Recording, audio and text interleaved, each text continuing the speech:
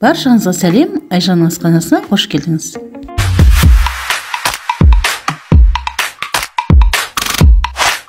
Бүгін сіздермен балық қуыратын боламыз. Ол үшін ең алдымен балығымызды жуып тазалап алдық. Оның үстіне енді тұз себеміз, сосын оның үстіне паприка себеміз. Бәрін жақсылап араластырамыз да 15 минутқа бетін жауып қоямыз.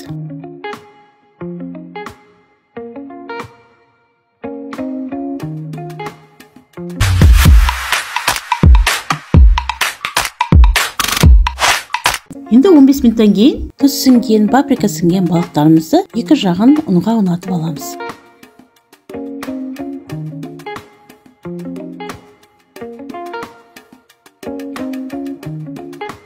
Балықтарымызды қуыруға дайындап алдық. Енді қызып тұрған майымызға балықтарды екі жағын қызартып қуырамыз.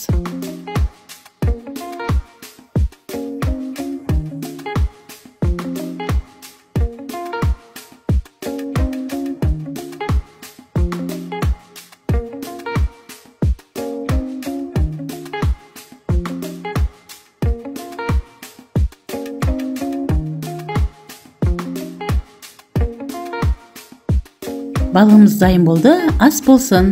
Басқа да әртүрлі рецепттерді қарау үшін менің YouTube арнама тіркеліңіз. Менімен бірге болған үшін сіздерге көп рахмет.